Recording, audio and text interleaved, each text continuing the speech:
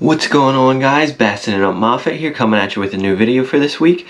In this video, me and my dad head out to Lake Redman, and I have to say right off the bat, there's a little bit of an argument that goes on at the boat ramp, not between us, but another fisherman and a bystander on a sailboat. I'm not going to show a ton of that just because to keep that private between those people. That's not really anybody else's business. But I'm really showing it to bring light of a situation that happens quite often at the boat ramps, and just to, like, I don't know, say some proper boating ramp etiquette, I guess. So what happened was this guy was blocking part of the ramp with his sailboat, and they were just off chilling, talking, shooting the bull off to the shoreline. And Redman's got like 4 docks, or 3 or 4 docks that you could like pull into and easily do that at and dock at, just so you can do something like that easily instead of blocking the boat ramp. But the fisherman was just being nice and cool and saying, hey dude, you know, you can use these docks and stuff instead, you know, blocking the boat ramp here. We could have pulled up here. And then he got a little angry with him, and then stuff escalated there, but that was about it. But either way, when you're at the boat ramps and stuff, just try to get in and out as quickly as possible, and you don't want to really mess around there because there's like constantly people coming in and out, especially on certain days and stuff when there's a tournament. And if you're kayaking or sailboating or anything else, just be kind and courteous and think about that there's other people trying to get out and use the boat or come in from fishing and stuff. And when you're out all day, you're tired, you're done, you want to get in quick. You don't want to be wasting your time. So just be courteous to the other people that are out there. We all got to share the water anyway. Also, in this video, we get our first take at a Lake Redman snakehead. A lot of people were skeptical that they were in there.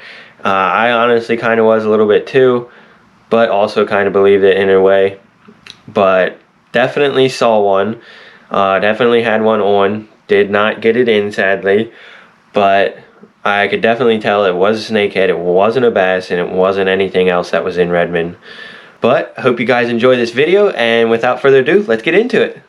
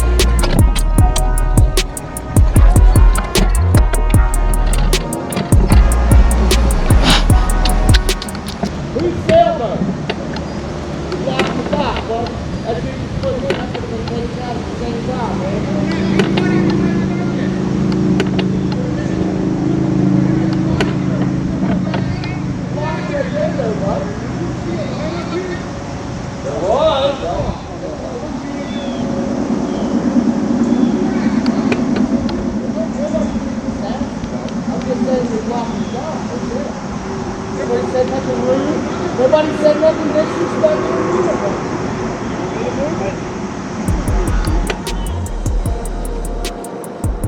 Here start off throwing a big spinnerbait around the bridge and around the point around the bridge because it was pretty windy that day. Now I pick up my jig, throwing that a little bit, just popping it real slow along the bottom.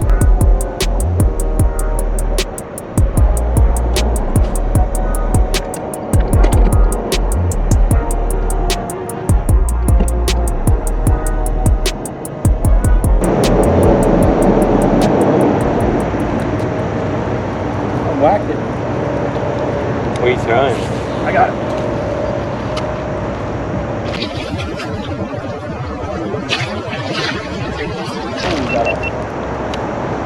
I didn't know I had him yet. On chatterbait. Yeah, it was reeling.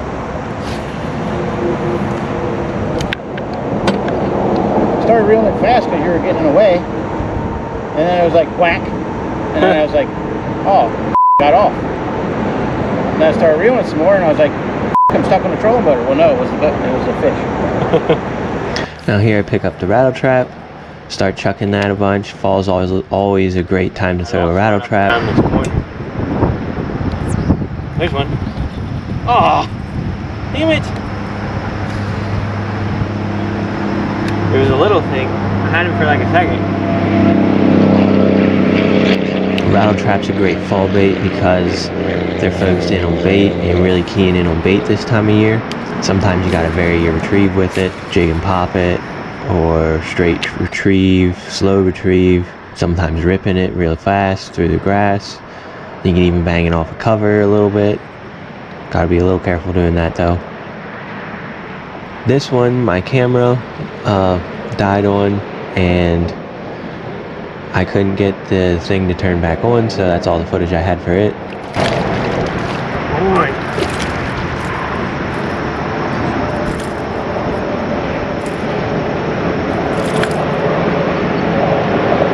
It's a baby.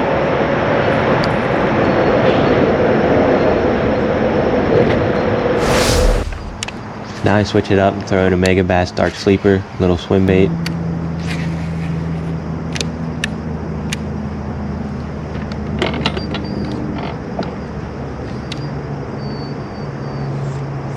Just reeling it real slow along the bottom, making sure I'm banging into cover a little bit.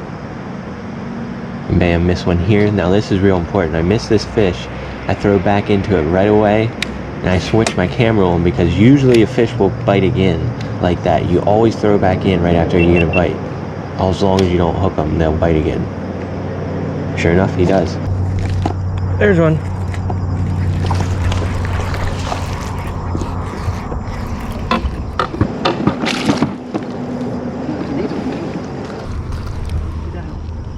That swim bait. There's a decent one, guys. Look at the bright light colors on him from this muddy water. Real light colored. Off the old Mega Bass Dark Sleeper.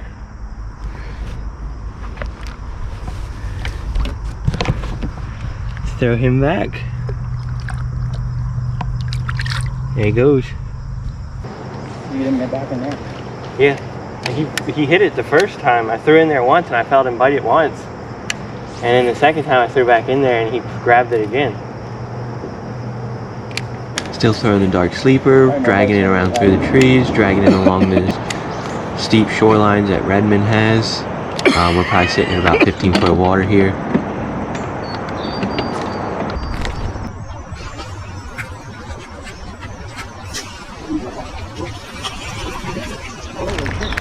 That was a snakehead. Son of a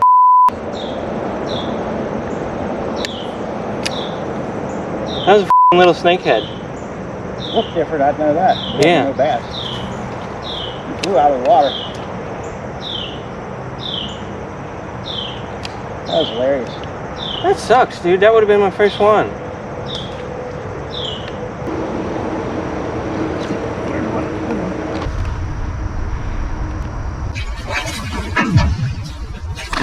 Oh, he launched right into the boat and knocked himself off. Jerk. That was a decent fish. What the heck? Yeah, he was about like the one that I lost. We'll I mean, the one that I got. we'll have to call it the day of lost fish. Ones, they're not biting great, and the ones we do get are jumping off. Dude, I threw over there and I was like, my bait should be over here, and it's over there. That's gonna be a fish. There might be one there. So Dad is getting ready to ask me to give him the garlic spray. And I go to grab that, and that's something key to put on your lures, and I'm a firm believer in that helps, especially on tough days like this where we're having trouble losing them and not getting them to stay on. Sometimes that's just enough to help keep them holding on to the bait just a little bit longer. That's kind of what I was thinking when I had it. I'm like, I actually did get this for a good reason. Instead of it just being cheap. I figured in the creeks and stuff. More than anything, but hey, if it works up here, it works up here too.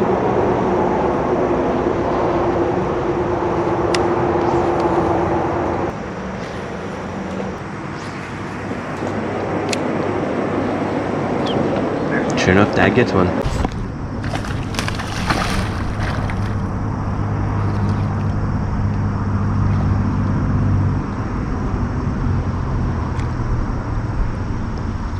And this one stays on. Got a 2-pounder. 1.5. Yeah. 2.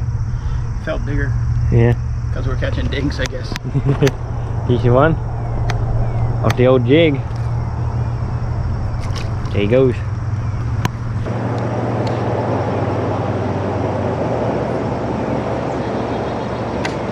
I missed another little bite there. Line starts going, I'm like, that's not where it was being moved. Now I switch it up and I'm throwing a jig like that, just because seems these fish weren't really after the moving stuff a whole lot. I picked up a couple active fish and he seemed to be getting way more bites off the jig, off the little slower stuff. So it just told us that they really weren't actively feeding yet.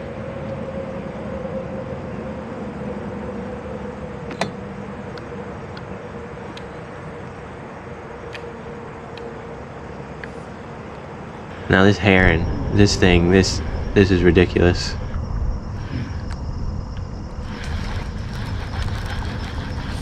Fuck, he came out of nowhere. Oh, he got stuck. He flew right into the tree. Oh, tree.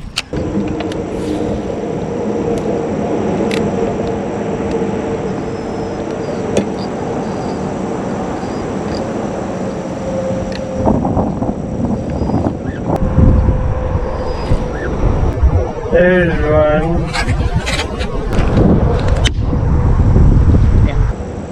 Yeah. I got all wrapped up.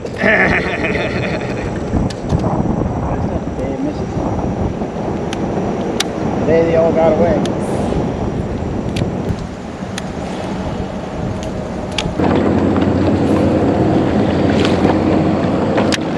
Dad's flipping this tree right now.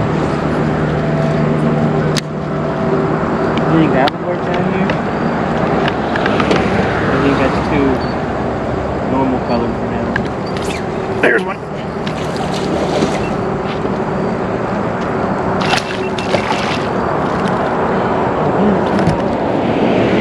Oh, at least you got it all already. That is still one, right? Yeah.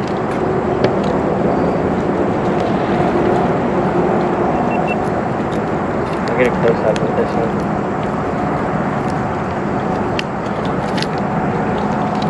There he is, guys. Not very big. Still one on Real a tough close to day the like camera. today. Make it look real big. There he goes.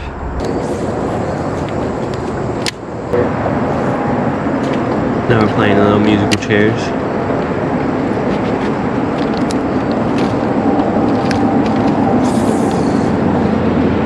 I switch it up, throw the net a little bit, thinking that I can get some more bites, maybe. I want a little more of a finesse presentation. Slow. Pick it all apart. I'm gonna get another bite, but don't get it. I think it was a bluegill. Yeah. I don't know if it was a bluegill or if it was a bass, but I went to pick up one and I just felt a little bit.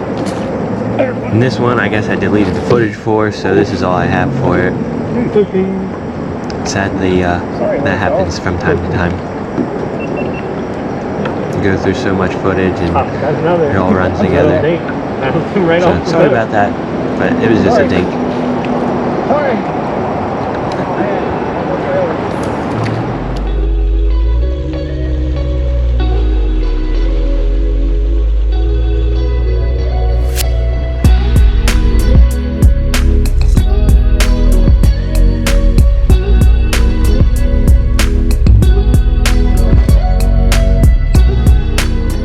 Well guys, this is going to conclude our day on Redman. It was pretty tough out here today. A little bit of a grind for the bite, but we ended up catching a few. Lost a lot too, and lost what I think was a snakehead. It looked like a snakehead. Didn't get a super great look at it, but that would have been cool to get that in. But what did the job on them today? Throw in the little black and blue finesse jig with a zoom chunk on the back, ultra vibe chunk. Now of course I got one foot ripped off there, but that's what we were throwing, and I was throwing that on my 7.3 medium heavy fast action Enigma titanium phenom with the 7.3-to-1 Daiwa Alexa. And then that's also what Dad caught all his fish on. And then I was also throwing little 3/8 ounce Megabass Dark Sleeper in that color, and that I was throwing on my 6.6 medium heavy Enigma Ipon rod with 7.3-to-1 Enigma Ipon reel. I was just dragging it real slow along the bottom, dragging it through the cover real nice and slow, dragging it through the trees. And that's pretty much all we were doing too, flipping trees all day. But either way, make sure you guys hit that like and subscribe button. If you want to check out any of these products, the link will be in the description down below, so make sure you do that. And stay tuned for the next one, guys. Make sure you hit that like and subscribe button. We'll see ya.